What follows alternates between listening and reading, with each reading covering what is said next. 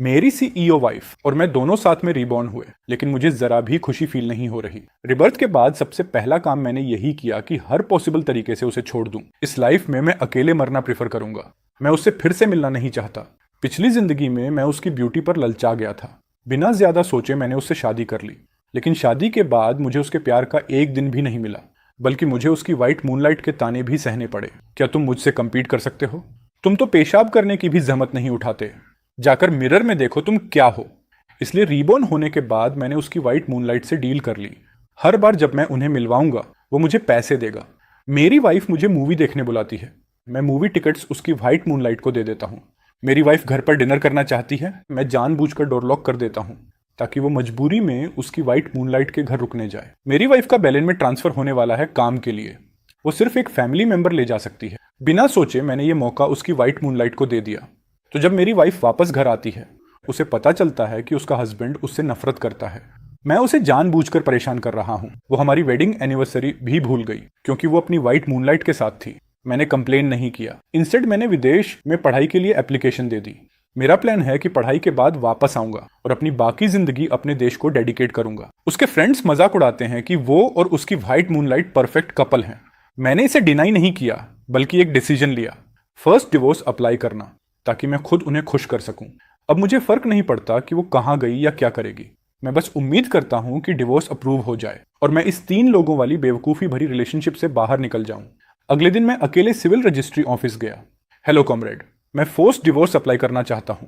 मैंने अपने बैग से वो डॉक्यूमेंट्स निकाले जो मैंने बहुत पहले से तैयार कर रखे थे और उन्हें उस आदमी को दे दिया। उसने ध्यान से सारे पेपर्स चेक किए और फिर मेरी तरफ देखकर सीरियस होकर बोला, कॉमरेड, हमने आपकी एप्लीकेशन रिसीव कर ली है।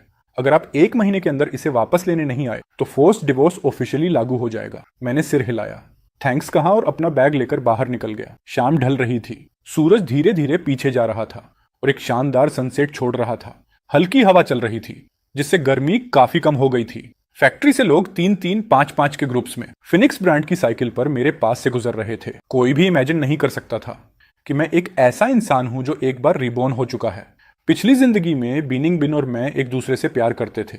शादी के बाद हम फैमिली कॉम्प्लेक्स में शिफ्ट हो गए। शादी के बाद वो बहुत बिजी रहती थी, लेकिन हर बार जब उसका काम खत्म होता वो जल्दी घर आती ताकि मेरे साथ डिनर कर सके। एनिवर्सरीज पर, मेरे बर्थडे पर वो हमेशा गिफ्ट्स और सरप्राइजेस तैयार करती थी। हर महीने जो पैसे वो मुझे देती थी वो भी काफी अच्छे होते थे, जिससे पूरी कम्युनिटी हमसे जेलस होती थी। सब कहते थे कि मुझे एक अच्छी वाइफ मिली है। हर कोई इस रिलेशनशिप से जेलस था, लेकिन सिर्फ मैं जानता था कि हमारी दुनिया में हमेशा एक तीसरा इंसान था, हिबोडा, वाइनिंग बीन के बेस्ट फ्रेंड का भाई। मेरे बर्थडे पर वो मुझे छोड़कर हिबोडा के साथ शॉपिंग करने चली जाती थी। जब मैं बीमार होता वो मुझे छोड़कर हिबोडा को संभालने चली जाती थी क्योंकि उसे थंडर से डर लगता था। जब मेरा पेट दर्द करता वो मुझे छोड़कर जिबोदा की चिंता करने लगती थी, जो डिप्रेस्ड था। जब हम तीनों साथ डिनर करने जाते वो स्पाइसी डिशेस ऑर्डर करती थी जो जिबोदा को पसंद थी, पूरी तरह भूल कर कि मेरा पेट दर्द करता है और मैं स्पाइसी नहीं खा सकता। जब हम तीनों माउंटेन चढ़ते जिबोदा का बैलेंस बिगड़ गया और वो मुझे खींचते हुए गिरा गया। मेरा हाथ छिल गया। वो तुरंत जिबोदा को नीचे ले जाने लगी और मैं अकेले आधी रात को हॉस्पिटल गया। ऐसी बहुत सी बातें थीं। ऐसा नहीं है कि मुझे जेलसी नहीं होती थी या मैं कंप्लेन नहीं करता था। मैं तो आधा फैमिली मनी देने को भी तैयार था ताकि हिबोडा को कोई फाइनेंशियल प्रॉब्लम ना हो, बस बीनिंग बिन उससे दूर रहे। लेकिन उसका एक्सक्यूज हमेशा एक ही होता था, मैं उसे सिर्फ भाई मानती हूँ। उसकी बहन ने मेरी जान बचाई थी, अब वो मर चुकी है और उसे अकेला छोड़ गई है। वो सिर्फ मुझ पर डिपेंड कर सकता है। तुम इरेशनल मत बनो। हाँ, वो यही कहती थी, लेकिन हर बार जब जिबोदा उसे देखता उसकी आंखों में प्यार साफ दिखाई देता था। मैंने अपनी पूरी पिछली जिंदगी ऐसे ही बिताई, पूरी जिंदगी लड़ते हुए, पूरी जिंदगी झगड़ते हुए। इस जिंदगी में मैं फिर से इस 3 लोगों वाले रिश्ते में नहीं फंसना चाहता। इसलिए रीबॉर्न होते ही मैंने इस शादी को पूरी तरह खत्म करने का फैसला किया। अगर बिनिंग बिन को पता चल गया कि मैं डिवोर्स चाहता हूं तो वो कभी डिवोर्स अग्रीमेंट साइन नहीं करेगी। इसीलिए मैं यहाँ फोर्स डिवोर्स अप्लाई करने आया हूँ, क्योंकि इसमें सिर्फ एक साइड की रिक्वेस्ट काफी होती है। एक बार डिवोर्स हो गया तो मैं फ्री हो जाऊंगा। मैं यहाँ से चला जाऊंगा, अपनी पसंद की लाइफ जीऊंगा और कभी भी अपनी जिंदगी को इस औरत से नहीं बांधूंगा। लेकिन जैसे ही मैं कोर्टयार्ड के गेट तक पहुंचा, मैं अचानक रुक गया। शादी के बाद बीनिंग बिन ने मुझे जॉब छोड़ने पर मजबूर कर दिया था। अब मेरे पास कोई इनकम नहीं है। मेरे लिए फ्यूचर सिक्योर करना मुश्किल है और मेरे पास इतना पैसा भी नहीं है कि मैं दूर जाने का टिकट खरीद सकूं। हालांकि बिंगपिन ने मुझे पैसा दिया, लेकिन मुझे उसे हर एक रुपये का हिसाब और उसका रीज़न बताना पड़ता है। अगर मैं अचानक कोई बड़ा अमाउंट खर्च कर दूं तो वो डेफिनेटली शक करेगी। तो फिर ये पैसा आएगा कहाँ से? बहुत देर तक सोचने के बाद मैंने एक बोल्ड फैसला ले लिया। मैं हिबोड़ा के साथ कोऑपरेट करूंगा, जो उसे हमेशा से प्यार करता है, और मैं अपनी ही हाथों से बैनिंग बिन को उसके पास पुश कर दूंगा। इसलिए मैं हिबोड़ा के घर के दरवाजे पर गया। बिना किसी फॉर्मल बातों में टाइम वेस्ट किए मैं सीधा मुद्दे पर आ गया। जिबोदा, मैं तुमसे एक डील करना चाहता हूँ। मुझे पता है तुम्हें बिंग बिन पसंद है। आज से मैं पूरी कोशिश करूंगा कि तुम दोनों को अकेले में टाइम मिल सके, और बस जब काम पूरा हो जाए तुम मुझे कुछ पैसे दे देना। 1 महीने के अंदर अंदर मैं उसके वर्ल्ड से पूरी तरह गायब हो जाऊंगा। जिबोदा ने मुझे हैरानी से देखा। उसे खुद को संभालने में थोड़ा वक्त लगा। येचन, तुम कैसी बकवास कर रहे हो? मुझे निंगविन कैसे पसंद हो सकती है? मैंने हल्की सी कोल्ड हंसी छोड़ी। ये मजाक है या नहीं, तुम बहुत अच्छे से जानते हो। मुझे इतना सीरियस देखकर हिबोड़ा आखिरकार मुझे ऑब्जर्व करने लगा। हाँ, मुझे बिंगबिन पसंद है, लेकिन मैं तुम्हारी बातों पर भरोसा क्यों करूं? मेरी एक्सप्रेशन पूरी तरह काल्म थी। मैं तुम्हें भरोसा करवाने का तरीका ढूंढ लूंगा। आज रात वो तुम्हारे पास आएगी, बस उसके पसंद वाले कुछ डिशेस तैयार रखना। यह कहकर मैं उसकी एक्सप्रेशन की तरफ मुड़ा भी नहीं, सीधा निकल गया। जैसे ही मैंने अपने घर का दरवाजा खोला, मेड तुरंत बाहर आई और मेरा बैग लेकर पूछने लगी, सर, आज रात के लिए कौन सा खाना चाहिए? मैंने दीवार पर लटकी घड़ी देखी। आज रात कुछ हल्का फुल्का बना दो, क्वांटिटी एक ही व्यक्ति के लिए। 9 बजे घड़ी की आवाज समय पर गूंजी। उसी वक्त किसी ने दरवाजा खोला और अंदर आया। मैं खाना खा रहा था। आवाज सुनकर मैंने ऊपर देखा। वीनिंग बिन मेरी तरफ आती हुई दिखी। उसने अपना कोट उतारकर बगल में खड़ी मेड को पकड़ा दिया। जैसे ही उसकी नजर टेबल पर पड़ी, जहां उसके टेस्ट के बिल्कुल उलट हल्के डिशेस रखे थे, वो आधा बैठा शरीर वहीं रुक गया। आज खाना इतना हल्का क्यों है? अगर पहले होता तो इस तरह का खाना घर की टेबल पर कभी नहीं आता, और अगर गलती से आ भी जाता तो मैं तुरंत उसके लिए स्पाइसी डिशेस बना देता। लेकिन इस बार मैं बिल्कुल नहीं हिला। एकदम न्यूट्रल एक्सप्रेशन में बोला, आजकल मेरा एपिटाइट ठीक नहीं है, कुछ हल्का खाने का मन था। यह कहकर मैंने अपने चॉपस्टिक्स उठाए और खुद ही खाना शुरू कर दिया। जैसे अचानक कुछ याद आया हो, मैंने फिर से उसकी तरफ देखा। जिबोदा ने ऑलरेडी खाना तैयार कर लिया है। तुम वहीं क्यों नहीं चली जाती? वो थोड़ी देर के लिए स्टंड रह गई, हल्का सा भौहें सिकोड़ दी। तुम्हें तो हमेशा से अच्छा नहीं लगता था कि मैं उसके साथ टाइम बिताऊं? मेरे दिल में एक कड़वी आयरनी उठी। मतलब उसे हमेशा से पता था कि मुझे उसका जिबोदा के साथ घूमना पसंद नहीं, लेकिन फिर भी हर बार वो मुझे छोड़कर उसके पास चली जाती थी। मैंने ऊपर देखा और हल्की सी मुस्कान दी। तुम हमेशा कहती थी कि तुम उसे सिर्फ छोटे भाई जैसा देखती हो, और वो ज्यादा कंसिडरेट है। तो अब मैं भी थोड़ा कंसिडरेट बनना सीख रहा हूं। मेरा टोन बिल्कुल सॉफ्ट था, लेकिन न जाने क्यों वाइनिंग बिन के दिल में एक अजीब सी कड़वाहट उतर गई। फिर भी मेरी लगातार इंसिस्ट करने पर वो आखिरकार चली गई। मैं उसे कोट पहनते और दरवाजे से बाहर जाते चुपचाप देखता रहा। फिर मैं लिविंग रूम की विंडो की तरफ गया और हिबोड़ा के घर की तरफ देखने लगा। जैसे ही वहां की लाइट्स जली, मैं उठा और मेड को बर्तन समेटने दिया, फिर दरवाजा लॉक कर दिया। धीरे धीरे बाय हाउस की सारी लाइट्स बुझ गईं। दूसरी तरफ जैसे ही वो वहां पहुंची, जिबोदा की आंखें चमक उठी। वो तुरंत उसे लेने आया, हाल चाल पूछा और उसका कोट पकड़ा। टेबल पर पूरे स्पाइसी डिशेस थे, उसके सारे फेवरेट। विनिंग को इंस्टेंटली कुछ अजीब लगा।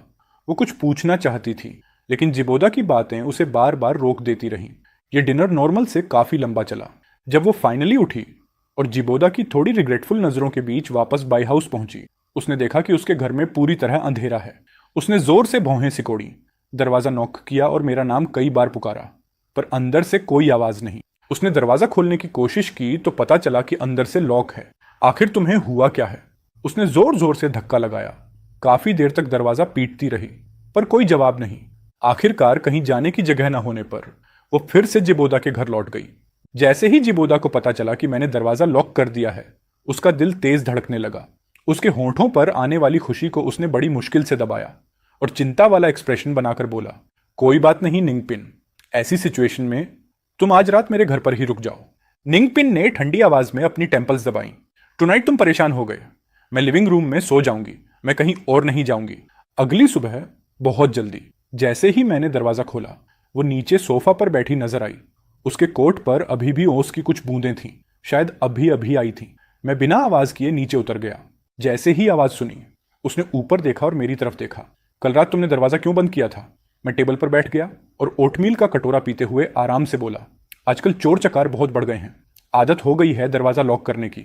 भूल गया था कि तुम हिबोड़ा के घर गई थी। My bad. ये सुनकर बेनिंग बिन ने ज्यादा सोचा ही नहीं। उसने अपनी जेब से एक मूवी टिकट निकाला जो सिक्योरिटी के किसी आदमी ने उसके लिए खरीदा था। आजकल काम बहुत ज्यादा है, काफी वक्त हो गया तुम्हारे साथ टाइम नहीं बिताया। जैसे ही काम खत्म होगा मैं किसी को भेजकर तुम्हें पिक करवा लूंगी। मैंने सिर हिलाया, लेकिन शायद ही उस टिकट को हाथ भी लगाया। नाश्ता खत्म करने के बाद विनिंग बिन कपड़े बदलकर निकल गई। उसकी कार के जाते ही मैं शांत हुआ, चॉपस्टिक रख दी और टेबल पर पड़े मूवी टिकट को गौर से देखते हुए सोच में डूब गया। पिछली जिंदगी में हम 5 साल शादी में रहे और वो कभी एक पूरी फिल्म मेरे साथ नहीं बैठी। हर बार बीच में ही उठकर जिबोदा के पास भाग जाती थी। इस बार भी मुझे उसके साथ मूवी देखने का कोई मन नहीं था, लेकिन टिकट बर्बाद कैसे हो, यही सोचकर मैं टिकट उठाकर हिबोडा के घर चला गया। दरवाजा खोला तो उसकी आंखों में खुशी छुप नहीं रही थी। अब तो भरोसा हो गया ना, जो रात मैंने कहा था। वो अभी भी थोड़ा शक में था, लेकिन कल वाली मिठास ने उसका आधा दिमाग पिघला दिया था। असली मकसद वह नहीं समझता था, लेकिन मौका छोड़ने वाला भी नहीं था। उसने सिर हिलाया और मुझे कुछ पैसे थमा दिए। मैंने हल्की सी शरारती मुस्कान के साथ पैसे रखे और अपनी जेब से मूवी टिकट निकालकर उसकी तरफ बढ़ा दी। तुम जाओ उसके साथ, आज उसे इंप्रेस करके ही आना। ये बोलकर मैं मुड़ गया। शाम को मूवी की जगह मैं घर पर ही लेटकर आराम करता रहा। थोड़ी देर सोया, फिर थोड़ा पढ़ा। काफी शांति थी। रात गहराने लगी। मैं अखबार समेटकर ऊपर जाने ही वाला था कि वो अंदर आई। उसकी हल्की सी सिकुड़ती भौं बता रही थी कि वो नाखुश है। आज क्यों नहीं आए? मेरी उंगली अखबार मोड़ते मोड़ते रुक गई। आज तबीयत ठीक नहीं थी।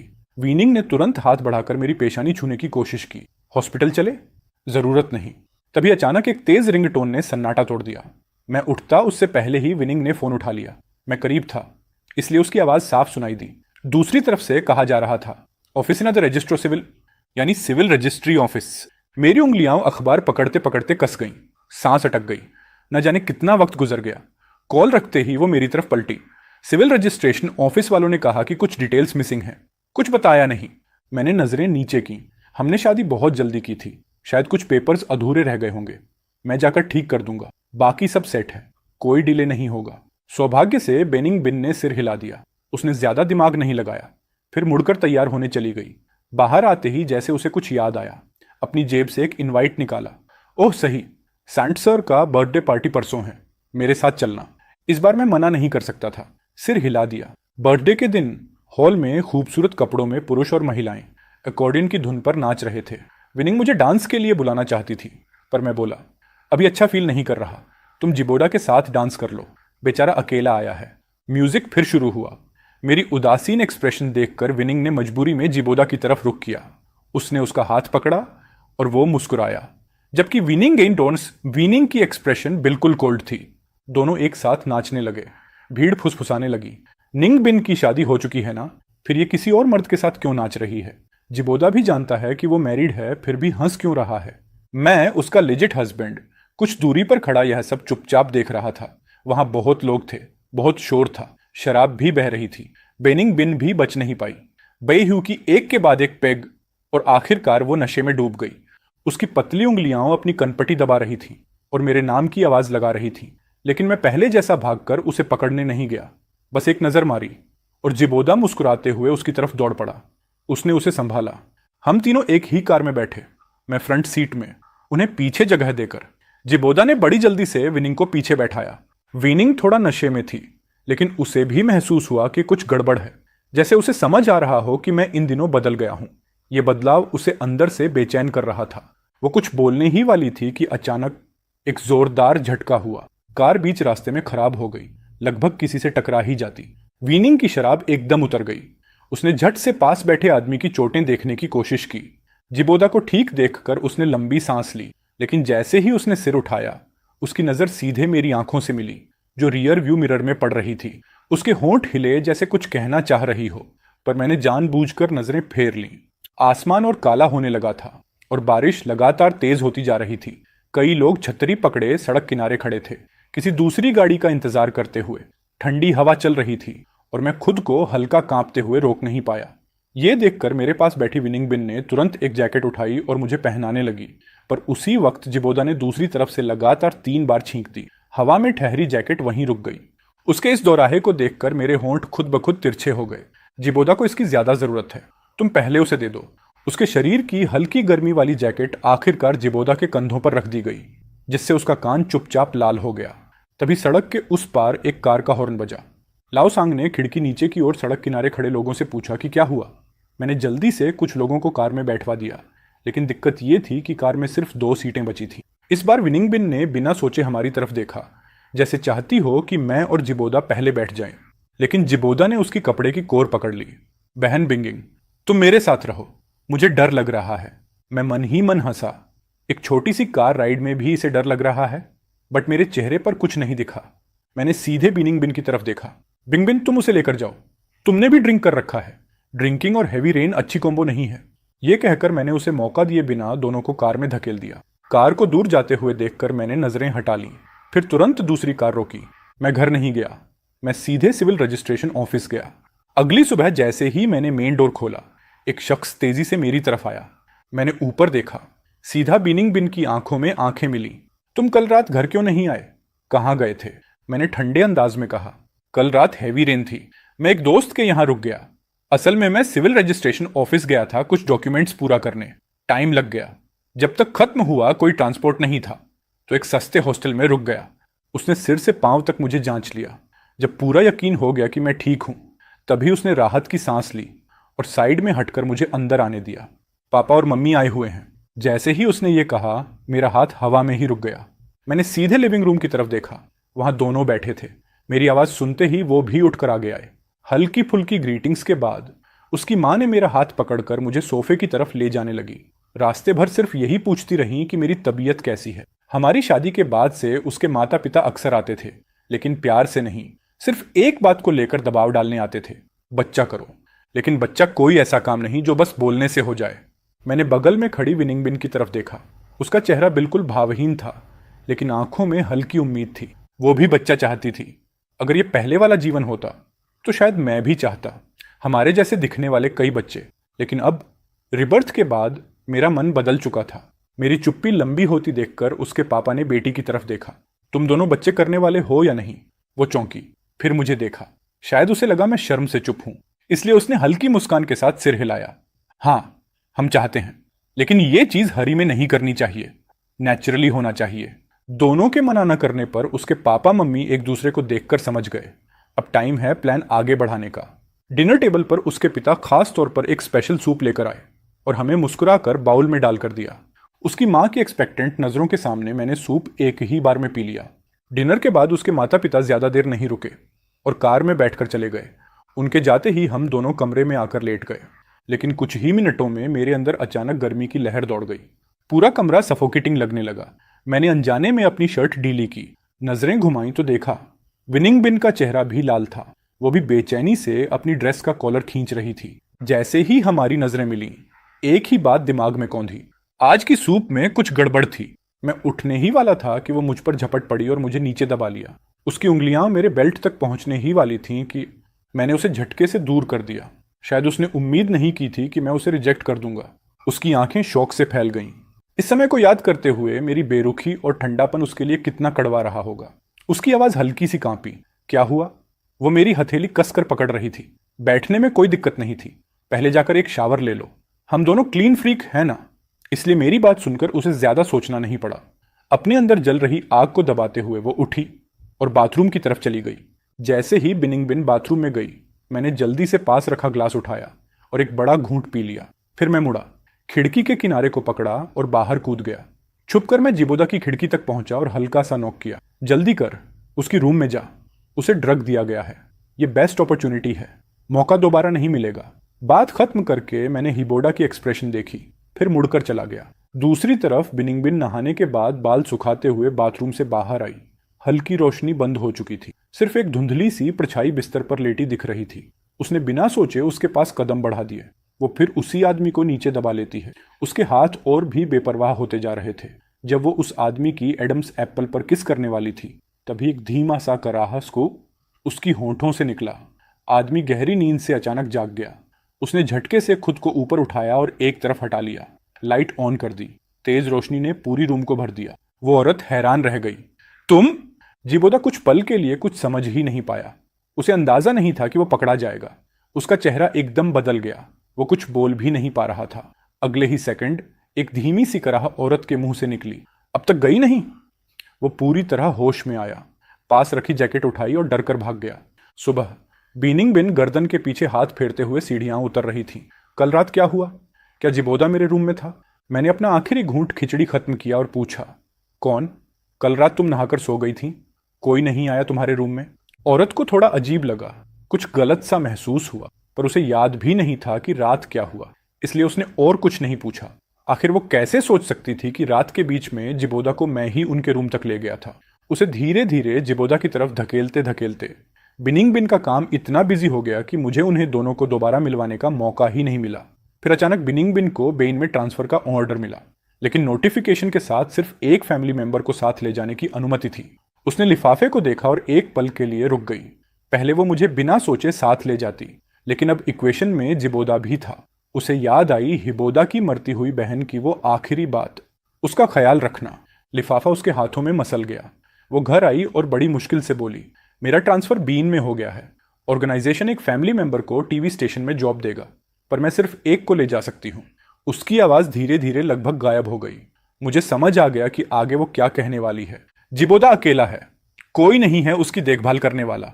मैं उसे पहले बेपिन ले जाना चाहती हूँ और तुम उसके बाद आ जाना, ठीक है? मैं तुरंत मान गया, शायद बहुत जल्दी मान गया, इसलिए बिनिंग बिन कुछ देर चुप रह गई। उसकी आंखों में हैरानी साफ थी। इतनी आसानी से मान गए? मैंने उसकी तरफ देखा। क्या तुम चाहती थी कि मैं ना मानूं? मैं ड्रामा करता तो क्या तुम रुक जाती? उसके गले में शब्द अटक गए।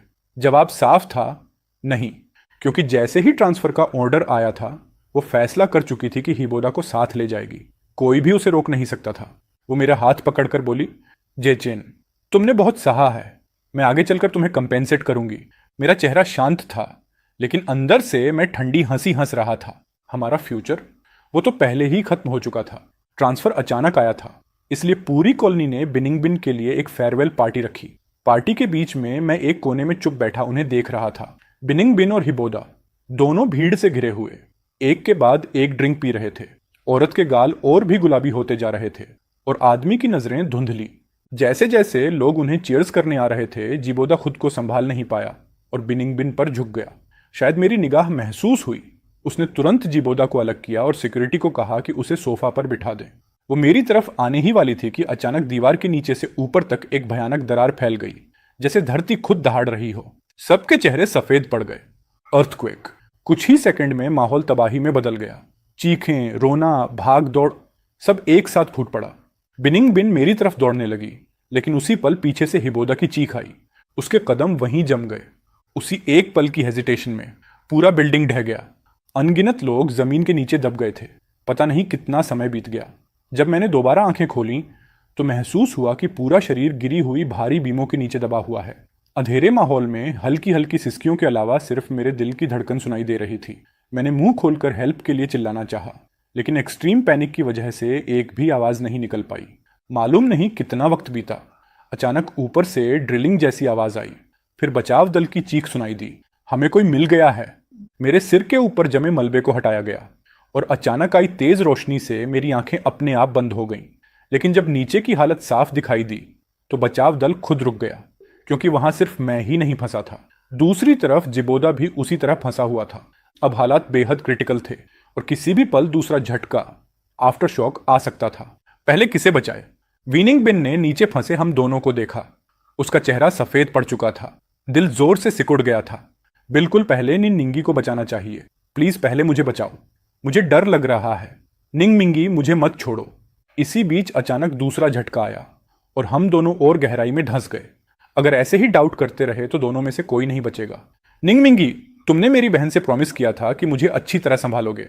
उसकी चीख इतने दर्द से भरी थी कि दिल कांप जाए। वीनिंग बिन की आंखें अचानक कठोर हो गईं। उसने बिना हिचकिचाहट कहा, पहले जिबोदा को बचाओ। उसकी इस चॉइस ने सबको शॉक में डाल दिया। किसी ने उम्मीद नहीं की थी कि वो अपने पति को छोड़कर एक दूसरे आदमी को पहले बचाने को कहेगी। मैंने भी झटके से अपनी आंखें खोली। यकीन नहीं हो रहा था। पहले भी तुमने मुझे जिबोदा के लिए छोड़ा है, पर अब जब बात लाइफ एंड डेथ की है तब भी तुम मुझे छोड़ रही हो। मेरी आवाज कांप रही थी, लेकिन मेरी बात पूरी होने से पहले जिबोदा की ओर दर्द भरी चीख गूंज उठी।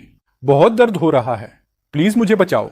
अब विनिंग बिन रुक ही नहीं पाई और तुरंत आदेश दिया, पहले जिबोदा को निकालो। तेज ठंडे आरी के दांत मलबे को काटते रहे। धूल, छोटे छोटे पत्थर उड़ते रहे। जोरदार हलचल से हवा में बस मिट्टी की गंध भर गई थी। इसी बीच एक और झटका आया। मेरा पूरा शरीर बुरी तरह कांप गया। मैं हिलना चाहता था, भागना चाहता था, लेकिन शरीर 1 इंच भी नहीं हिला। और तभी विनिंग बिन ने आखिरी तख्ती को काटकर जिबोदा को बाहर खींच लिया। एक भारी धमाके के साथ अचानक पूरी इमारत फिर से ढह गई। मैं, जिसका आधा शरीर बाहर था, दोबारा पूरी तरह अंधेरे में दफन हो गया। बेहोश होने से ठीक पहले विनिंग बिन का डर से विकृत चेहरा मेरी आंखों में आखिरी बार जम गया। जब होश आया, पूरा शरीर दर्द में डूबा हुआ था। मैंने मुश्किल से आंखें खोली। सबसे पहले एक सफेद हॉस्पिटल सीलिंग दिखाई दी। येचिन, तुम जाग गए। मैंने सिर घुमाया। बीनिंग बिन थी। उसकी आंखें लाल थीं। साफ पता चलता था कि कई दिनों से मेरी देखभाल कर रही थी। लेकिन जैसे ही मैंने उसे देखा, मेरे दिमाग में वही अर्थक्वेक वाला पल चमक गया। वो पल जब उसने मुझे छोड़कर जिबोदा को चुना। मैंने चेहरा घुमा लिया और आंखें बंद कर लीं। कमरे में सन्नाटा फैल गया। विनिंग बिन ने मेरा हाल देखा, मुट्ठी भींची, फिर डीली छोड़ी। वो जानती थी कि उसके किसी भी शब्द की अब मेरे लिए कोई वैल्यू नहीं है। उसने धीरे से कहा, अच्छे से आराम करो, मैं जाकर जिबोदा को देखती हूँ। दरवाजा फिर से बंद हो गया। अगले कुछ दिनों में वो गिल्ट की वजह से ज्यादातर मेरे पास ही रही। मुझे अब कोई फर्क नहीं पड़ता था कि वो कहाँ जाती है। उधर दूसरी तरफ जिबोदा बेचैन था। जेचेन, इसका मतलब क्या है? हमने तो तय किया था कि तुम उसे छोड़ोगे, तुम हमें अलोन टाइम दोगे। अब तुम उसी के पास क्यों पड़े हो? क्या तुम मुझे परेशान करने के लिए ऐसा कर रहे हो? मैंने उसकी आंखों में भरी नाराजगी को देखा। कुछ देर चुप रहा, फिर अपने बैग से ताज़ा डिवोर्स सर्टिफिकेट निकालकर उसकी तरफ बढ़ाया। मैंने उसे बहुत पहले ही छोड़ दिया था। मैं तुम्हारे साथ खेल नहीं रहा था। डिवोर्स ऑलरेडी ले लिया है। जिबोदा की आंखें शौक से फैल गईं। उसे लगा था कि मैं सिर्फ बोलता हूं, पर उसने सोचा भी नहीं था कि मैं सच में डिवोर्स ले लूंगा। तभी हॉस्पिटल का दरवाजा खुला। बिनिंग बिन ने मेरे हाथ में डिवोर्स सर्टिफिकेट देखा। ये तुम्हारे हाथ में क्या है? वो मेरी ओर बढ़ने लगी, लेकिन जिबोदा तुरंत उठकर उसके सामने खड़ा हो गया। सिस्टर निंगपिन, तुम कहाँ गायब थी? मुझे तुमसे एक जरूरी बात करनी है। वो उसे पकड़कर कमरे से बाहर ले गया। दरवाजा बंद होते ही मैंने फाइनली राहत की सांस ली। डिस्चार्ज वाले दिन मुझे हाईबोर्डा की तरफ से आखिरी पेमेंट मिल गई। मुझे नहीं पता तुम अचानक तलाक क्यों मांग रहे हो, लेकिन उम्मीद है कि तुम अपना वादा निभाओगे और हमारी जिंदगी से हमेशा के लिए दूर हो जाओगे। जिबोदा से जितना भी पैसा मिला था सब समेट कर मैंने अपना बैग पैक करना शुरू किया ताकि घर लौट सकूं। वीनिंग ने कमरे में फैले ढेर सारे कपड़े देखकर हैरानी से पूछा, ये सारी कपड़े क्यों निकाल दिए? मैंने उसकी तरफ देखा भी नहीं, बस नीचे झुककर कपड़े उठाते हुए शांत आवाज में कहा, सीजन चेंज करने वाली हूं, इसलिए सब निकाल के ऑर्गेनाइज कर रही हूं। मेरे इस काल्म बिहेवियर को देखकर उसके मन में अचानक एक अजीब सा डर फैल गया। शायद उसे अपनी हाल की हरकतें याद आ गईं। वो मेरे पास आया, मेरा हाथ पकड़कर कहा, पैकिंग बंद करो, हम जब बेपिन जाएंगे मैं तुम्हें न्यू क्लोथ्स खरीदवा दूंगा। मैं थोड़ा चौंका। एक पल के लिए समझ ही नहीं आया वो कह क्या रहा है। इस बार मैंने ऑर्गेनाइजेशन से परमिशन ली है। ऑर्गेनाइजेशन ने अलाउ कर दिया कि मैं 2 लोगों को ले जाऊं, इसलिए मैं जिबोदा और आंटी बीन को ले जा सकता हूं। फिर वो रुककर बोला, लेकिन टीवी स्टेशन में सिर्फ 1 जॉब पोजीशन है, वो मैं जिबोदा को दे दूंगा। मुझे पता है तुम नाराज हो कि अर्थक्वेक में मैंने पहले तुम्हें नहीं बचाया, लेकिन मैं कुछ नहीं कर सकता था। मैंने उसकी सिस्टर से वादा किया था कि मैं जिबोदा का ख्याल रखूंगा। मैं अपना वादा नहीं तोड़ सकता। प्लीज अब गुस्सा मत हो, ओके? उसकी बात सुनकर मैं बस उसे शांति से देखता रहा। मन में सिर्फ कड़वाहट और सार्काज्म भरा हुआ था। उसे सच में लगा कि मैं बस बच्चा हूं जो नाराजगी दिखा रहा हूं। पर मेरे पास क्या हक है? किस बात पर गुस्सा? पिछली जिंदगी में भी यही हुआ था, वही अर्थक्वेक। फर्क बस इतना कि मैं और जिबोदा साथ फंसे नहीं थे, लेकिन तब भी उसने पहले जिबोदा को ही बचाया। आधे महीने तक हॉस्पिटल में जिबोदा की बेड साइड छोड़कर वो 1 सेकंड के लिए भी मेरे बारे में पूछने नहीं आई। और उस दौरान जिबोदा के फ्रेंड्स मेरे पास आए और बोले, जिबोदा की हाथ में चोट लगी है। और बिन बहुत परेशान हो गई थी। पूरी रात उसके पास बैठी रही, एक पल के लिए भी अलग नहीं हुई। ये सुनकर मैं अंदर से जल गया था। मैं भी घायल था, लेकिन मेरी पत्नी किसी और मर्द का हाथ पकड़कर उसकी देखभाल कर रही थी। ये जलन धीरे धीरे गुस्से में बदली और गुस्सा रेजेंटमेंट में। हमारी जोरदार लड़ाई हुई थी फोन पर। मैंने उससे कहा था, मेरे और जिबोदा के बीच कुछ नहीं है, लेकिन अगर तुम ऐसे ही सोचना चाहती हो तो मैं कुछ नहीं कर सकता। उसके बाद वो हॉस्पिटल से डिस्चार्ज होते ही जिबोदा को लेकर बेपिन चली गई थी। अब मुझे कुछ फर्क नहीं पड़ता। अब मैं काल्म हूं, पहले से ज्यादा। आयरनी ये है कि अब वही मुझे साथ ले जाने के लिए ऑर्गेनाइजेशन से परमिशन ले रही है। मेरी आंखों में हल्की सी सार्काज्म की चमक आई, लेकिन मैंने छुपा ली। वो फिर भी समझ गई और ज्यादा परेशान हो गई, जैसे कुछ खोने वाली हो। उसने मुझे कस कर पकड़ लिया। ये चेन, साथ चलते हैं प्लीज। मैं मना करता तो वो तुरंत शक करती। उसके लिए मैं अब भी वही आदमी हूं जो उसके बिना जी नहीं सकता। तो मैंने कहा, ठीक है, चलो साथ चलते हैं। मेरे बोलते ही उसने एक लंबी राहत की सांस ली और उसे पता ही नहीं चला कि मैंने आगे क्या कहा। लेकिन अब रास्ते अलग हैं बिंग, बहुत पहले से। रवाना होने के दिन मैं चुपचाप कार में बैठ गया। मेरे पीछे चलते हुए जिबोदा का चेहरा तुरंत उतर गया, लेकिन मैंने उसकी तरफ देखा तक नहीं। बस अपना सूटकेस उठाया और गाड़ी में बैठ गया। सफर शुरू होते ही जिबोदा ने अपनी यूजुअल नौटंकी चालू कर दी। कभी कहता, बिन बिन मेरा पैर मुड़ गया है, मुझे ट्रेन में चढ़ने में मदद करो। कभी बोलता, ट्रेन में थोड़ा कोल्ड लग रहा है, बिंग बिन मेरे पास बैठ जाओ। कभी कहता, मुझे नींद आ रही है, मैं बिंग बिन की गोद में सिर रखकर सो जाऊं। बिन बिन हर बार मेरी तरफ देखती, शायद मेरी रिएक्शन पढ़ना चाहती थी, लेकिन मैंने तो आंखें बंद कर ली थी। आखिरकार वो मजबूर होकर जिबोदा की हर डिमांड मानने लगी। बाकी यात्रियों ने भी नोटिस किया और बोले, लड़के तुम लकी हो, बहुत ही केयरिंग शादी की है तुमने। ये सुनकर जिबोदा शर्मा गया और पास आने की कोशिश की, लेकिन बिन तुरंत पीछे हट गई और बोली, गलत मत समझो, मेरा उससे वो रिलेशनशिप नहीं है। उसकी बात सुनकर जिबोदा जड़ सा हो गया, लेकिन बाकी लोग सोच रहे थे कि वो बस शाय है। अरे भाई, लड़की ब्लश क्यों कर रही है? पसंद है तो बोल दो ना, और अगर कोई रिश्ता नहीं है तो इतना ख्याल क्यों रख रही है? ये सुनते ही बिन उठकर मेरे पास आकर बैठ गई। वो बोली, ये मेरे हस्बैंड हैं और वो सिर्फ मेरा दोस्त है। पूरा कोच ऑकवर्ड साइलेंस में जम गया। जिबोदा रिजेंटमेंट से भरकर उसको देखने लगा। गाड़ी हिल रही थी, डिम लाइट्स थीं और खिड़की की परछाइयां मेरे चेहरे पर पड़ रही थीं। मैंने आंखें खोली और साथ वाली सीट से टकराकर एक डल आवाज हुई। वो आवाज सुनकर बिनिंग बिन ने झटके से आंखें खोली और मेरा माथा छूने के लिए हाथ बढ़ाया। रगड़ते हुए उसकी नजर मेरे पास रखे सूटकेस पर गई और वो खुद से बड़बड़ाई, तुमने सूटकेस यहां क्यों रखा? चलो मैं इसे ऊपर वाले सामान रखने की जगह में रख देती हूं। विनिंग उठने ही वाली थी कि मैंने तुरंत सूटकेस पकड़ लिया। ऐसे ही ठीक है। मेरे चेहरे पर साफ इनकार देखकर उसने चुपचाप वापस बैठ गई। थोड़ी देर चुप्पी जैसा माहौल बन गया। वीनिंग बिन उठकर बाथरूम चली गई। दूसरी तरफ बैठे जिबोदा, जो सोने का नाटक कर रहा था, अचानक सीधा हो गया और मुझे घूरते हुए बोला, वाई चेन, क्या सीन है? तुमने कहा था तुम्हें विनिंग बेन पसंद नहीं, फिर अब उसके पीछे क्यों पड़े हो? मुझे पता है मैं जो तुम दोनों के बारे में मजाक कर रहा था वो बस मजाक था। तुम टेंशन मत लो, मैं वही करूंगा जो तुम चाहते हो। जिबोदा भौहें चढ़ाकर कुछ और पूछने ही वाला था कि पीछे की तरफ से जोरदार शोर हुआ। हम दोनों ने एक साथ मुड़कर देखा। एक खतरनाक सा आदमी चाकू लेकर दौड़ रहा था और उसके सबसे करीब मैं और जिबोदा ही थे। सावधान। बाथरूम से निकलते ही विनिंग बिन ने यह सीन देखा। उसका चेहरा काला पड़ गया और वो तुरंत चोर पर झपट पड़ी, लेकिन चोर तो पहले ही हमारी तरफ चाकू लेकर दौड़ चुका था। उस पल वो सिर्फ एक को ही बचा सकती थी। मैंने झटके से हाथ बढ़ाकर जिबोदा को अपनी तरफ खींच लिया, जो डर से सफेद पड़ चुका था। अगले ही सेकंड में हटना चाहता था, लेकिन देर हो चुकी थी। चोर पकड़ा जा चुका था, लेकिन तभी उसने मुझे चाकू से काट दिया।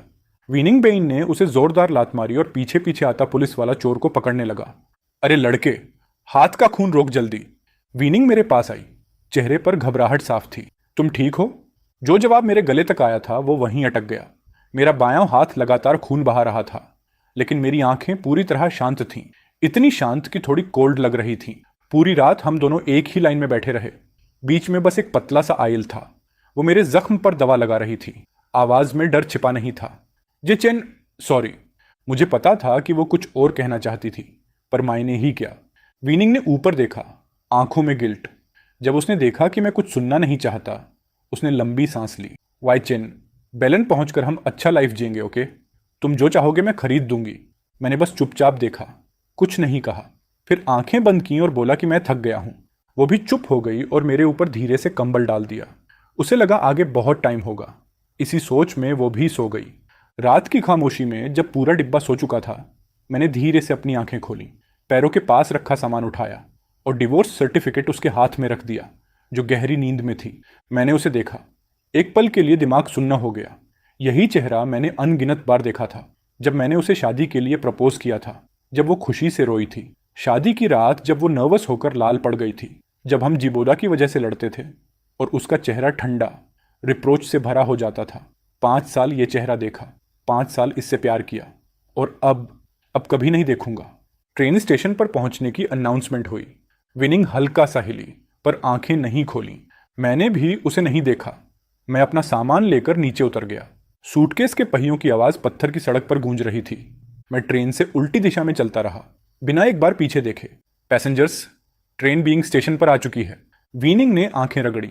नीचे झुकी कुछ उठाने, और उसी पल जम गई डिवोर्स सर्टिफिकेट। उसका दिमाग सदमे में ब्लैंक हो गया, हाथ कांपते रहे। कई कोशिशों बाद कागज उठा पाई।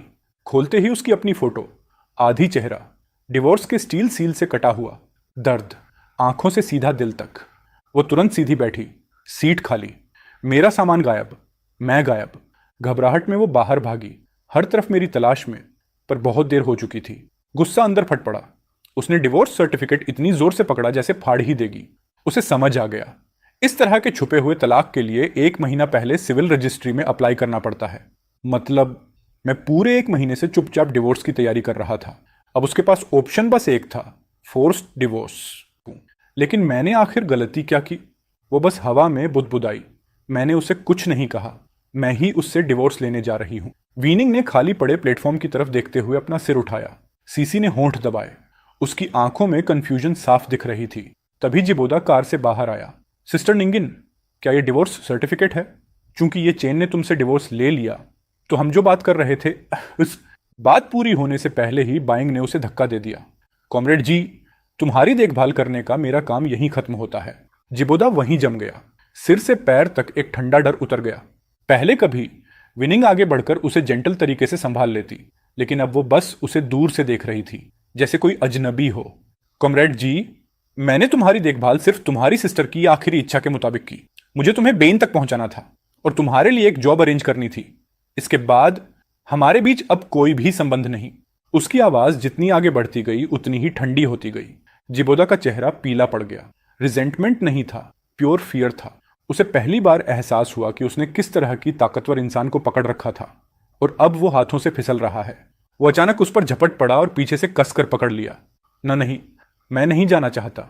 Since you promised my sister, तुम्हें मेरी देखभाल करनी चाहिए, तुम मुझे ऐसे छोड़ कैसे सकती हो? वीनिंग ने उसे तुरंत धक्का दिया और ठंडी नजरों से देखा। जिबोदा, ज्यादा लालची मत बनो। क्या तुम ये कहने की हिम्मत रखते हो कि इतने सालों में मेरी देखभाल करते करते तुम्हें मुझसे जरा सा भी लगाव नहीं हुआ? क्या सच में तुम मुझे छोड़ने वाले थे? उसे अपनी बहन के मौत वाले दिन की हर याद थी। कैसे उसने उसे गले लगाया, कैसे धीरे धीरे समझाया, कैसे उसने डांस के दौरान उसका हाथ कसकर पकड़ा, कैसे कार हादसे में वो पूरे शरीर से ढाल बन गया, कैसे झलझ ले और ट्रेन में उसने उसे अपनी जान से ज्यादा प्रोटेक्ट किया। उसकी नजरें दूसरों को धोखा दे सकती थीं, लेकिन खुद को नहीं। कैसे मुमकिन था कि उसे फीलिंग्स ना हो? वीनिंग ने अपने हाथ में पकड़ा डिवोर्स सर्टिफिकेट कसकर दबाया। मुड़ा हुआ कोना उसकी हथेली चुभ रहा था, लेकिन यही दर्द उसे और साफ सोचने दे रहा था। वो प्यार नहीं था, बस रिस्पॉन्सिबिलिटी थी। अगर तुम्हें थोड़ा भी चोट लग जाए, मैं तुम्हारी सिस्टर को क्या जवाब दूंगी? तुम मुझे पसंद नहीं करते, फिर मेरे साथ इतने अच्छे क्यों बनते रहे? क्यों हर बार दूसरों को भेजने की बजाय खुद मेरी केयर करते रहे? जैसे उसे कोई और बात याद आ गई हो, उसने सीधे जिबोदा की आंखों में देखकर कहा, क्या तुम मुझसे छुटकारा पाना चाहते हो? हमारी शादी तो ऑलरेडी कंसुमेटेड हो चुकी है। ये सुनते ही आसमान जैसे सिर पर टूट पड़ा। वीनिंग पहले शॉक हुई, फिर उसकी आंखों में धीरे धीरे आग भड़कने लगी। ये कैसी बकवास कर रहे हो? वो हर शब्द दांत भींच कर बोली और उसके करीब आती गई। जिबोदा का हाथ पीछे कांप रहा था, फिर भी वो उसकी गुस्से के सामने खड़ा रहा। उस रात तुमने वो सूप पिया था, हमने उसी रात वादा किया था। वीनिंग के कदम अचानक रुक गए। उसे भी वो रात याद आई, और मेरी वो टालने वाली एक्सक्यूज भी। कैसे कोई अपने ही हस्बैंड के कमरे में किसी और आदमी को भेज सकता है? धोखे की आग ने उसे सिर से पैर तक जला दिया। वो कुछ कह पाती उससे पहले ही इन स्ट्रीट वाले गेट का गार्ड भागते हुए आया। हेलो प्लीज, इस तरफ आइए। वीनिंग ने अपनी आग निगल ली। उसने एक बार भी जिबोदा की तरफ नहीं देखा और तुरंत आदेश दिया, इसे वापस ले जाओ और इसके टीवी स्टेशन वाली जॉब कैंसिल कर दो। जैसे ही गार्ड्स उसे ले गए, जिबोदा जमीन पर धंस गया। उसने नीचे पत्थरों को घूरा। उसे पता था कि उसे बस टेम्परेरी रहने दिया गया था, और जितना वो सोचता गया उतना ही रिजेंटमेंट और हेट्रेड उसके दिल में भरता गया। सब ये चेन की गलती है। अगर वो अचानक न जाता, मुझे ये सब न करना पड़ता। लीडर ने सामने खड़ी विनिंग की तरफ चिंता से देखा और उसका सिविल स्टेटस याद करते हुए बोला, शाओ अभी बेजिंग आया है, एडजस्ट नहीं कर पा रहा। तुम्हें बिंगबिन का अच्छे से ध्यान रखना होगा। वो कुछ कहना चाहती थी पर समझ नहीं पाई कैसे बोले। लीडर भी समझ गया और हल्की मुस्कान से बोला, हाँ, शाओ से लड़ाई हुई क्या? लड़ाई नहीं, डिवोर्स हुआ है। उसके चेहरे की मुस्कान तुरंत गायब हो गई। कारण सुनते ही उसका टोन डिसअपॉइंटेड हो गया। ये क्या कर रही हो तुम तो वो लड़की हो जो बिग डिसीजंस को बड़ी क्लैरिटी से हैंडल करती है। फिर प्यार में इतनी कंफ्यूज्ड क्यों? जिबोदा की सिस्टर ने तुम्हारी जान बचाई थी। तुम्हें उसके भाई का ख्याल रखना चाहिए था। लेकिन इतना कुछ तुम दूसरों से भी करवाती, तुम खुद इतना क्यों उठाती रही? लीडर ने हाथ हिलाया। चलो घर जाते समय उतर जाओ। प्रोफेशनल टीम पूरे दिन की रिपोर्ट दे रही थी। ये चेन को पता चला कि वाइनिंग का एक्चुअल पता प्रोविंस में एग्जैक्ट कंफर्म नहीं है। किसी को ढूंढना जैसे भूसे के ढेर में सुई ढूंढना। हाइबोडा की हॉस्पिटल रिपोर्ट ने कंफर्म किया कि वो सिर्फ टाइमो कर रहा था, लेकिन उसकी आइडेंटिटी के चलते उसे बी फैमिली के घर में टेम्परेरी रखना पड़ा। वाइनिंग का चेहरा सुनते सुनते और डार्क होता गया। आखिरकार उसने थककर आंखें बंद कर लीं। गाड़ी में फिर से डेड साइलेंस छा गया। घर पहुंचते ही उसने देखा जिबोदा सोफे को कसकर पकड़े बैठा है। आगे कदम बढ़ाने से सीधा इनकार। उसे आते देख वो झट से खड़ा हुआ। उसे पकड़ने की कोशिश की, पर वो एकदम अलग हट गई। मैंने सब कुछ कह दिया है, अब प्लीज जाओ। मेरा भाई अभी अभी सजा पाया है, मैं नहीं जाऊंगा। अगर तुम्हें पसंद नहीं था फिर मेरे साथ इतने अच्छे क्यों बने रहे? अपने हस्बैंड को छोड़कर मुझे ढूंढने क्यों आई? मैंने तो तुम्हारी मदद ओपनली की। मेरी कॉन्शियंस क्लियर है, अगर तुमने ड्रामा किया तुम ही नुकसान उठाओगे। पहली बार जिबोदा ने उसे सीरियस होकर देखा। ठंडा, बेरहम, बिल्कुल पहले जैसा। मैं तुम्हें कुछ पैसे दे दूंगा ताकि तुम वेपिंग और उसके बाद सरवाइव कर सको। उसके बाद हमारे बीच कुछ भी नहीं रहेगा। यह कहने के बाद उसने जमीन पर पड़े उस आदमी की तरफ देखना भी बंद कर दिया और अपने कमरे का दरवाजा बंद कर लिया। आदमी के गले से दर्द भरी एक कराह निकल गई। मेरे सामने फैले इस अजनबी सीन को देखते हुए मेरी आंखों में हल्की सी कंफ्यूजन चमक उठी। ट्रेन से उतरने के बाद मैं बस किसी भी ट्रेन में चढ़ गया था, लेकिन मुझे बिल्कुल अंदाजा नहीं था कि ये ट्रेन मुझे हियांगनान शहर तक ले आएगी। पुल के पास बने घरों की खिड़कियां खुली थीं। एक औरत हाथ में पिपा लिए धीमी सी अनजान धुन गा रही थी।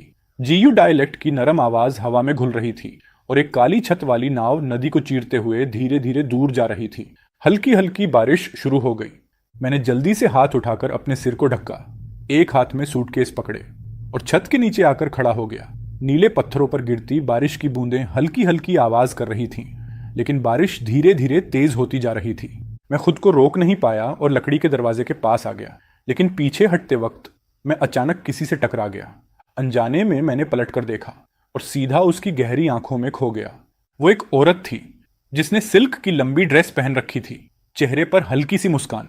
कोई बात नहीं, अंदर आ जाओ, बारिश से बच जाओ, ये बारिश जल्दी नहीं रुकेगी। खिड़की के पास वाले कमरे में चाय की खुशबू फैली हुई थी। कपड़े बदलने के बाद मैं लिसा के सामने बैठा और उसके दे हुए गर्म चाय के कप को संभाल कर लिया। थैंक्स लिसा। वो मुस्कुराई जैसे उसे कुछ याद आया हो। तुम अकेले हंगनन आए हो, हार मत मानना। तुम्हें देखकर लगता है तुम यहाँ के नहीं हो। मैंने हल्के से सिर हिलाया। मैं पास्ट के बारे में बात नहीं करना चाहता, वो यादें अच्छी नहीं हैं। मैं बस एक शांत जगह ढूंढना चाहता हूँ जहां से नई जिंदगी शुरू कर सकूं। मेरे सामने बैठी वो भी समझदार थी। उसने ज्यादा सवाल नहीं किए, बस पूछा, आगे क्या प्लान है तुम्हारा? हालांकि जिबोदा ने मुझे 5,000 युएन से ज्यादा पैसे दिए थे, लेकिन वो पैसे एक दिन खत्म हो ही जाएंगे। मुझे अपने लिए जॉब ढूंढनी पड़ेगी। लेकिन बिनिंगबिन के साथ 5 साल शादी में मेरी पुरानी स्किल्स लगभग जंग खा चुकी थीं। अब मैं क्या कर सकता हूँ? उसने मेरी आंखों में कंफ्यूजन देख लिया। वो टेबल के किनारे पर उंगलियां मारते हुए बोली, मेरा एक दोस्त अपनी टेलरिंग शॉप बेच रहा है, ठीक सामने ही है। बारिश रुकने के बाद मैं तुम्हें दिखा दूंगी। मैं अचानक प्लेजेंटली सरप्राइज्ड हो गया। बारिश रुकने के बाद लिसा ने अपनी दुकान बंद की और मुझे नीले पत्थरों वाली सड़क से ले गई। चलते चलते वो मुझे गांव के लोगों और उनकी आदतों के बारे में बताती रही। गांव छोटा था, लेकिन लोग अच्छे थे।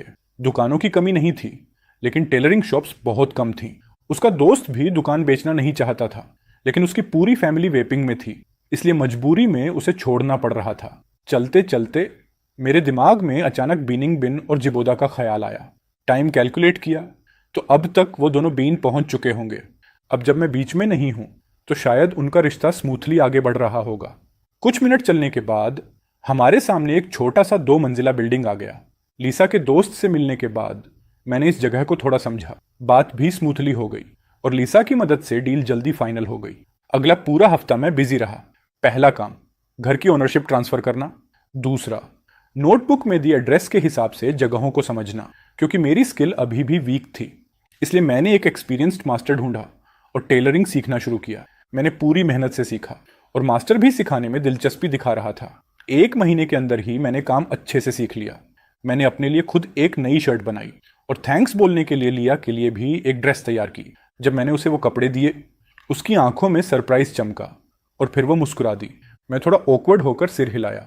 दुकान का सारा काम खत्म करने के बाद कपड़ा और कूपन्स खरीदने में मेरे पैसे ज़्यादा नहीं बचे थे, लेकिन ग्रैटिट्यूड दिखाने के लिए मैंने उसके लिए एक ड्रेस और एक मिठाई का डिब्बा भी खरीदा, जो मैंने सुबह सुबह लाइन में लग कर लिया था।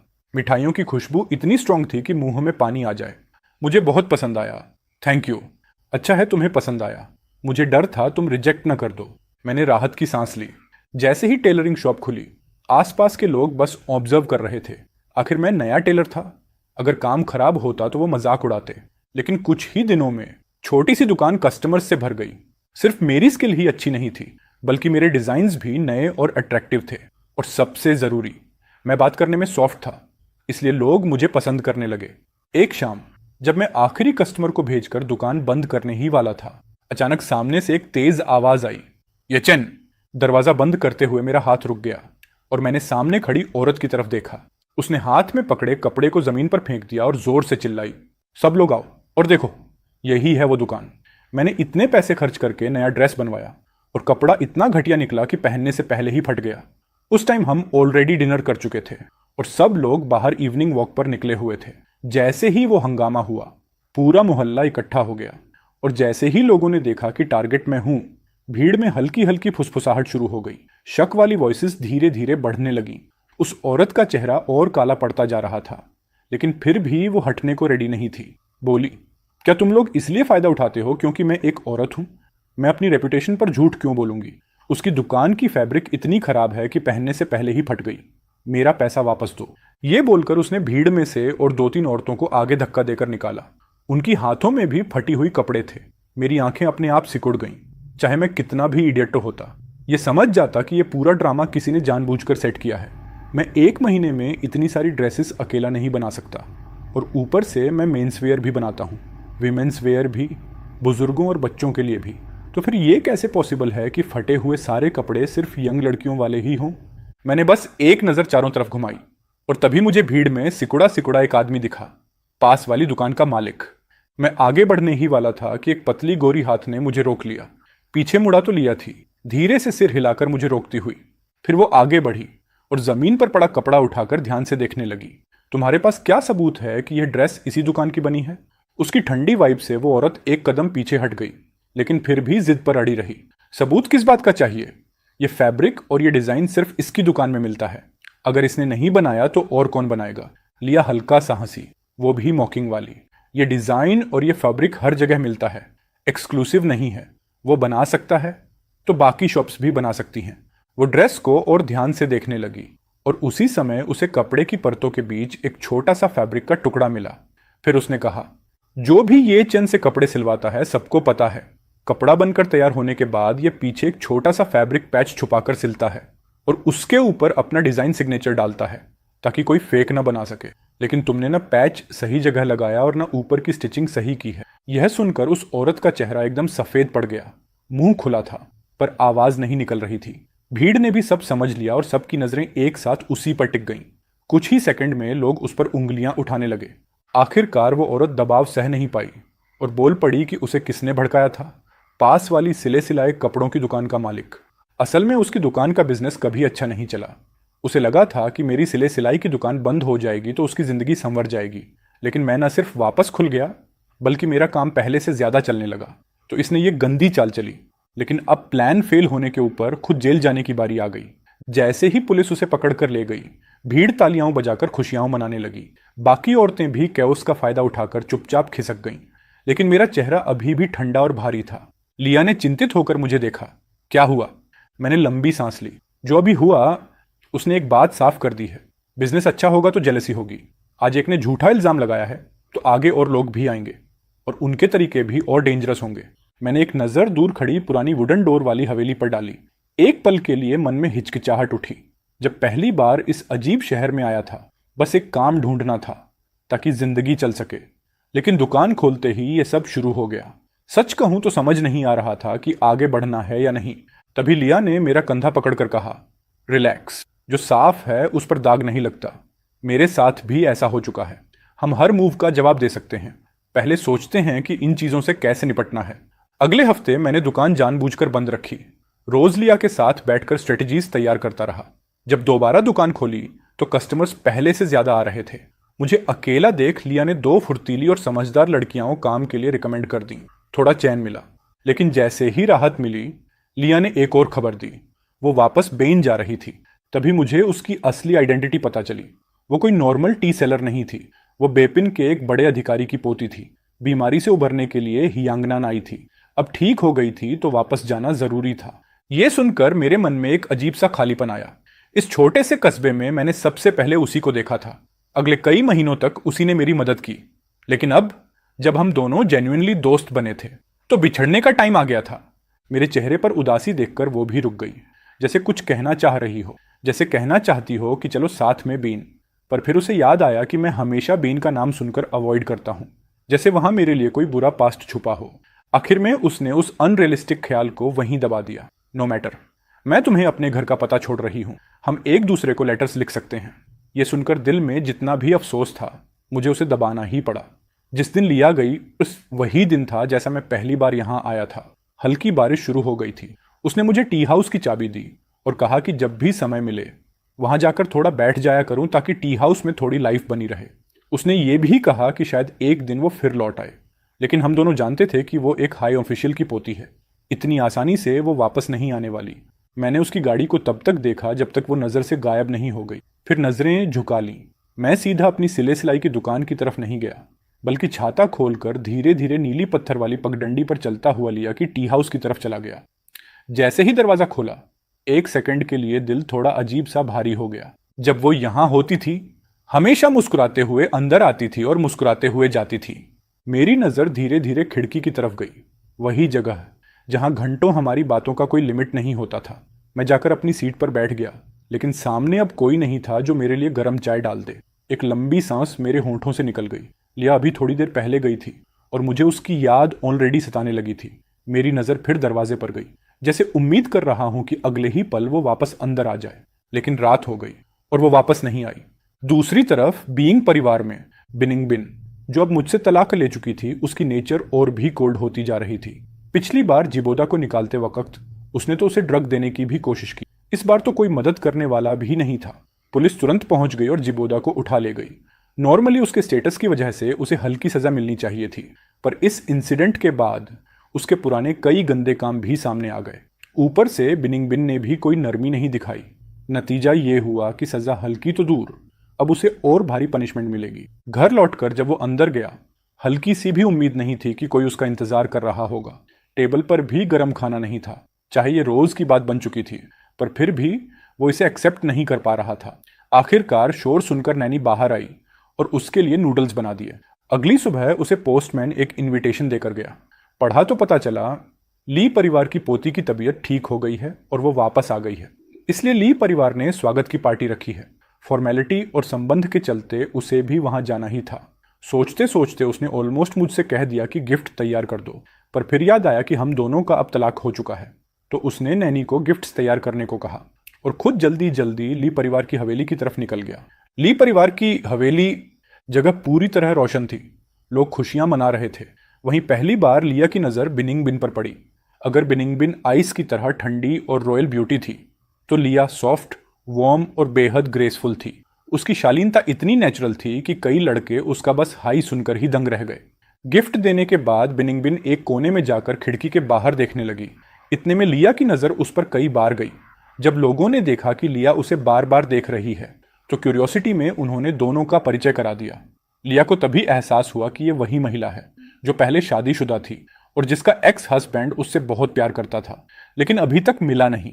जैसे ही उसने एक्स हस्बैंड की बात सुनी, उसके दिमाग में मेरा चेहरा तुरंत आ गया। उसने खुद को रोक नहीं पाई और पूछ लिया, उसके एक्स हस्बैंड का नाम क्या था? किसी ने कहा, लगता है ये चैन था। इसके आगे क्या कहा गया, उसे सुनने में लिया को कोई दिलचस्पी नहीं रही।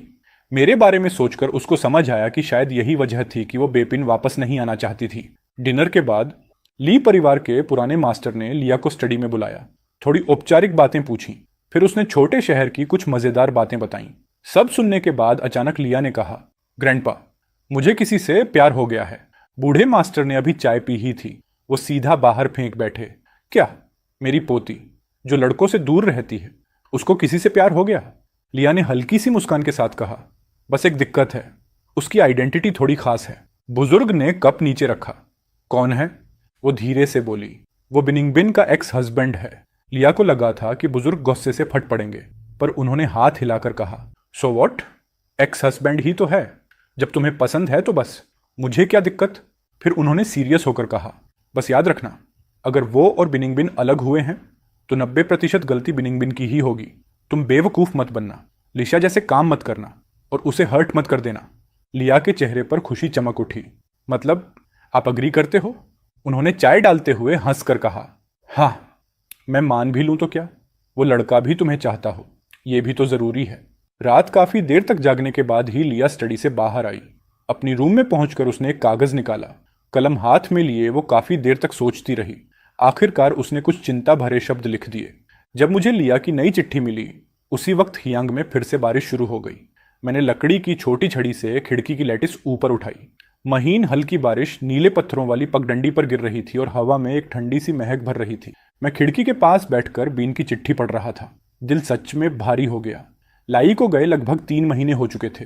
इन 3 महीनों में अपनी दर्जी की दुकान में काम करने के अलावा मैं उसकी चाय दुकान में जाकर बैठ जाता हूँ, बस इसीलिए ताकि उसके भेजे हुए लेटर्स पढ़ सकूं। उसी की चिट्ठियों की वजह से भले ही मैं बिन्फ में नहीं हूं, लेकिन वहां की हालत का अंदाजा लगा पाता हूं। जैसे जीबोदा, जो बिनिंगबिन के साथ बीन गया था, न सिर्फ टीवी स्टेशन में काम नहीं कर पाया, बल्कि सीधा जेल पहुंच गया। एक और एग्जाम्पल, किसी अमीर घर के लड़के को बिनिंगबिन पसंद आ गई, पर उससे पहले कि वो लड़का बोल्ड होकर कन्फेस करता, उसके घर वालों ने उसे साउथ साइड में बंद कर दिया। मेरा और विनिंग का रिश्ता तो हर किसी की नज़र में एक परफेक्ट मैरिज था। बीएन की लोगों को भी इसके बारे में थोड़ा बहुत पता था। इसी वजह से जब लोगों ने देखा कि बिनिंगबिन मुझे नहीं लाई बल्कि जिबोदा को लेकर गई, तो सबके दिमाग में सवाल पैदा होने लगे, क्योंकि कौन अपनी शादीशुदा जिंदगी छोड़कर किसी दूसरे मर्द को साथ लेकर जाता है। थोड़ी इन्वेस्टिगेशन के बाद सबको पता चला कि हम दोनों का तलाक हो चुका है। और जब जिबोदा के किए हुए काम और उसके बोलने का अंदाज सामने आया, तो लोगों ने बिनिंगबिन के कैरेक्टर को भी थोड़ा सा नीचे समझना शुरू कर दिया। चिट्ठी के आखिरी हिस्से में लिया ने मुझे एक और बात याद दिलाई। विनिंग अभी भी हार नहीं मानी है। वो लगातार लोगों को भेज रही है ताकि तुम्हारा पता चल सके, लेकिन मैं तो ऐसे गायब हूं जैसे समुद्र की तली में डूबी रेत। मुझे ढूंढना मतलब नीडल इन अ हेस्टैक। मैंने चिट्ठी समेटी और खिड़की से बाहर देखा। हियांग आए लगभग 1 साल हो गया था। इस 1 साल में मैंने थोड़ा पैसा भी जमा कर लिया। विनिंगबिन मुझे जल्दी नहीं ढूंढ पाएगी, लेकिन अगर उसने हार नहीं मानी तो एक दिन जरूर पहुंच जाएगी। मतलब मुझे यहां ज्यादा दिन नहीं रुकना चाहिए। उधर बिनिंगबिन ने नई चिट्ठी खोली जिसमें फिर से लिखा था, नहीं मिला। उसने भौहें चढ़ाई, चिट्ठी को मरोड़कर फेंक दिया। 1 साल, पूरा 1 साल, फिर भी वो मुझे नहीं ढूंढ पाई। उसने पहले पैनिक किया, फिर गुस्सा आया और आखिर में आज जैसी बेबसी रह गई। शुरू में जब वो जिबोदा का ख्याल रखती थी तो लोगों को रीजन देती थी। मर चुके दोस्त की वसीयत है। कहती थी कि उसका जिबोदा से कोई मतलब नहीं। पहली बार रेस्क्यू किया, दूसरी बार किया, सब दोस्त की वसीयत के नाम पर। लेकिन सच ये है कि मुझे तो जरा भी भरोसा नहीं था। इसीलिए मैंने चुपके से फोर्स डिवोर्स के लिए भी अप्लाई कर दिया था। मैं सॉफ्ट हार्टेड हूं, पर इस मामले में हमेशा कंफ्यूज क्यों रहा। जितना सोचता उतना फ्रस्ट्रेटेड हो जाता। आखिरकार उसने गहरी सांस ली, फोन उठाया और आदेश दिया, ढूंढते रहो, किसी भी हाल में उसे फाइंड करो। उसे बिल्कुल अंदाजा नहीं था कि मुझे उसके हालात से कोई फर्क नहीं पड़ रहा था। उसकी बेचैनी मेरी प्रायोरिटी नहीं थी। मैं तो बस सामने खड़ी उस लड़की को देखकर खुश था। तुम वापस कैसे आ गई? मैंने हल्की सांस लेते हुए पूछा। दरवाजा खोलकर लिया अपना सामान लेकर अंदर आई। मेरी तरफ देखते हुए उसकी आंखों में एक नरम सी गर्मी थी। मैं किसी को देखने आई हूं, उसने कहा। मैं कोई बच्चा नहीं हूं जो लव मैटर्स नहीं समझता। 5 साल की शादी काफी है किसी इंसान को यह समझने में कि सामने वाली क्या कहना चाह रही है। लेकिन एक फेल्ड मैरिज के बाद मेरे पास नई रिलेशनशिप शुरू करने की एनर्जी नहीं थी। मैं टॉपिक बदलना चाहता था, पर लिया ने मेरा हाथ पकड़ लिया। उसकी आंखें सीरियसनेस से भरी थीं। ये चेन, मैं अब फीलिंग्स छुपाना नहीं चाहती। जिस दिन तुम्हें पहली बार देखा, उसी दिन से किसी और को देख नहीं पाई। ये 1 साल तुम्हारे साथ रहकर मेरे दिल की क्लैरिटी और तेज हो गई। मुझे पता है विनिंग ने तुम्हारे साथ क्या किया, लेकिन मैं वैसी नहीं हूं। मैं कभी तुम्हें हर्ट नहीं करूंगी। बस मुझे तुम्हें प्यार करने का चांस दे दो। उसके वर्ड्स इतने साफ थे कि मेरी चीक्स गर्म हो गईं। काफी देर बाद मैंने सिर उठाकर उसकी तरफ देखा। तुम भी जानती हो कि मेरा एक फेल्ड रिश्ता रहा है। मुझे खुद नहीं पता कि मैं किसी नई रिलेशनशिप को एक्सेप्ट कर भी पाऊंगा या नहीं। अगर तुम सच में मुझे जीतना चाहती हो तो इसमें बहुत टाइम लगेगा, और शायद रिजल्ट भी तुम्हारी उम्मीद जैसा ना हो। लिया मुस्कुराई। कोई बात नहीं, आई कैन वेट। उसने मुझे जोर से गले लगा लिया। मैं कुछ पल स्टंड रहा, फिर धीरे से उसे वापस गले लगा लिया। उस दिन के बाद से जिंदगी पहले जैसी नहीं रही, और जिस दिन हम ऑफिशियली फियांसे बने उसी दिन मैं बेपिन लौटने की तैयारी करने लगा।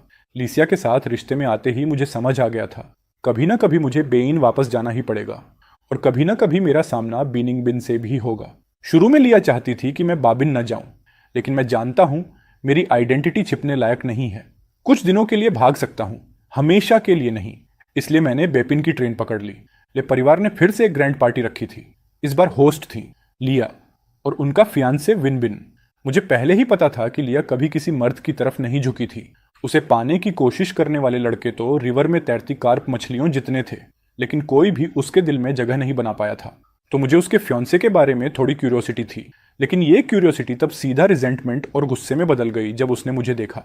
उसके हाथ की वाइन कप वहीं जमीन पर गिर गई। वो स्टेज पर मुझे घूरती रह गई। वो पूरे 2 साल मुझे खोजती रही थी। 2 साल तक सिर्फ मेरे बारे में सोचती रही। पूरे देश में सर्च कर लिया, लेकिन मुझे नहीं ढूंढ पाई। लेकिन आखिर में मैं लिस्याला का फियांसे बन गया। इसी बात ने उसके अंदर की आग भड़का दी। वो एक कदम आगे बढ़ी ही थी कि लिया मेरे सामने आकर खड़ी हो गई। तुम्हें मेरे फियांसे से कोई प्रॉब्लम है? वो चीखी। कौन सा फियांसे? वो मेरा पति है। ये सुनते ही सबको हमारी पुरानी रिलेशनशिप याद आ गई। बस फर्क इतना था कि इस बार लोग जिस लड़की की बात कर रहे थे वो थी बिनिंग बिन। उसके चेहरे पर जो एक्सप्रेशन था वो देखकर मेरे दिल में अचानक एक अजीब सा दर्द उठा। पिछली जिंदगी में मैंने 5 साल इंतजार किया था, तब जाकर उसे मेरी याद आई और वो मुझे बेपिन ले गई थी। स्टेज पर खड़ी 2 लड़कियों को एक साथ लड़ते देख मेरे अंदर का गुस्सा और रुक नहीं पाया। मैं आगे बढ़ा और बिनिंग बिन को एक जोरदार थप्पड़ मार दिया। वो सीन बिल्कुल वही था जैसा पहले हुआ था। लोग मुझे उंगली दिखा रहे थे और खुद बिनिंग बिन भी मुझे ठंडे चेहरे से देख रही थी, लेकिन उसने मुझे रोकने की कोशिश भी नहीं की। मैं चिल्लाया, बिनिंग बिन, तुम पागल हो गई हो क्या? हम बहुत पहले डिवोर्स ले चुके हैं। अगर तुम किसी मर्द को ढूंढना चाहती हो तो वो जिबोदा होना चाहिए। ये सुनते ही उसका चेहरा एकदम सफेद पड़ गया। वो मुझे ऐसी नजर से देख रही थी जैसे यकीन ही नहीं हो रहा हो कि वो आदमी जिसने उसे कभी इतना प्यार किया था वही आज ऐसी बातें बोल रहा है। लिया ने गुस्से में गार्ड्स को बुलाने के लिए हाथ उठाया, लेकिन मैंने उसे रोक लिया। Let me talk to her alone. मैं बहुत जल्दी में चला आया था। 2 साल से दिल में दबे हुए कुछ शब्द थे, अब उन्हें साफ साफ बोलने का वक्त था। हम बगीचे में आमने सामने बैठ गए। मेरी आंखों में पहले की तरह डिस्टेंस और ठंडापन था। वो मुझे किस तरह देख रही थी ये चीज अब मुझे साफ दिख रही थी। वो पहले से ज्यादा टूटी हुई लग रही थी, लेकिन अब चाहे वो कितनी भी दुखी हो मुझे फर्क नहीं पड़ता। मैंने कहा, तुम जानती हो मैं तुमसे डिवोर्स क्यों चाहता था बिनिंग बिन? जिस दिन तुमने जिबोदा को मोर्चुरी में गले लगाया था उसी दिन हमारे रिश्ते में दरार पड़ गई थी। कर्ज उतारने के 1000 तरीके होते हैं, लेकिन तुमने हमेशा मेरी जगह मेरा फ्यूचर दांव पर लगा दिया। जिबोदा को कोई दिक्कत होती थी तो तुम किसी और को भेज सकती थी। डॉक्टर्स, पुलिस, रेस्क्यू टीम, कोई भी तुमसे ज्यादा प्रोफेशनल था, लेकिन तुम ही खुद क्यों जाती थी? तुम्हारा प्यार उसके लिए मेरे से भी ज्यादा था। बाहर के लोग क्या बोलते हैं पता है? सबको लगता है कि वो तुम्हारा हस्बैंड है। कितना रिडिकुलस है ये। उस दिन अगर तुम सच में मुझे प्यार करती तो तुमने बिस्तर पर पड़े आदमी को पहचान लिया होता। वो मैं नहीं था। मुझे तो उम्मीद ही नहीं थी कि जिबोदा की एक कराह से तुम्हें सब याद आ जाएगा। अगर सच में तुम केयर करती तो तुमने खुद किसी को भेजकर इन्वेस्टिगेट कराया होता, बजाय मुझसे कैजुअली पूछकर सब भूल जाने के। और वो अर्थक्वेक और ट्रेन वाली बात, तुमने रेफ्लेक्स में मुझे छोड़कर उसे बचाया था। अगर वो लव नहीं है तो क्या है? रिस्पॉन्सिबिलिटी? Don't lie.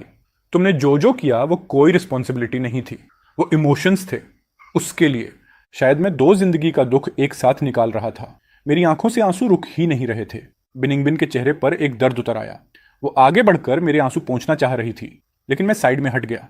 आंसू के कारण मुझे उसका चेहरा भी साफ नहीं दिख रहा था, लेकिन मैं फिर भी हर शब्द साफ बोलता गया। बिनिंग बिन, अगर पॉसिबल होता तो मैं चाहूंगा कि इस जिंदगी में मैं तुम्हें कभी मिला ही ना होता। मेरी बात सुनकर उसके दिल पर जैसे किसी ने घूंसा मार दिया हो। उसकी उंगलियां रेलिंग पर सफेद पड़ गईं। पहली बार उसकी ठंडी आंखों में पैनिक दिखा। वो बोली, ये चेन, सुनो मेरी बात। आई स्वेयर, मुझे जिबोदा के लिए कभी प्यार नहीं था। हाँ, मैं उसके साथ अच्छी थी, लेकिन सिर्फ जिम्मेदारी की वजह से। Please let me explain. लेकिन अब मेरे पास पेशेंस नहीं था। मैं पलटकर चल दिया। वो पीछे पीछे दौड़ी, लेकिन तभी अचानक एक और फिगर तेजी से आई और उसने बिंगिंग बिन को जोरदार थप्पड़ मार दिया। दफा हो जाओ यहां से। ये लिया थी, पूरी तरह गुस्से में। उसे कुछ बातें पता थीं, लेकिन इतना एक्सट्रीम वो भी उसने इमेजिन नहीं किया था। उसे सोचकर ही डर लगा कि इन 5 सालों की शादी में मैंने कितना सहा होगा। वो दोबारा उसे मारने को बढ़ी, लेकिन मैंने उसका कंधा पकड़ लिया। बस लिया, दादाजी हमारा इंतजार कर रहे हैं। मैंने जमीन पर गिरी बिनिंगबिन की ओर दोबारा नहीं देखा और लिया का हाथ पकड़कर हॉल की तरफ चल पड़ा। उसकी हथेली गर्म थी और वो वार्मथ मेरे दिल की आखिरी ठंडक तक पिघला रही थी। पीछे से कोई कदमों की आहट नहीं आई, न ही वो पुरानी आवाज। ये चेन, सुनो, मेरी बात सुनो प्लीज। मैं मुड़ा भी नहीं। कुछ चीजें शुरुआत से ही गलत थीं और कुछ बातें, चाहे जितनी बार बोली जाएं, बेकार होती हैं। आज ये 2 जिंदगी का अधूरा चैप्टर आखिरकार पूरी तरह बंद हो गया।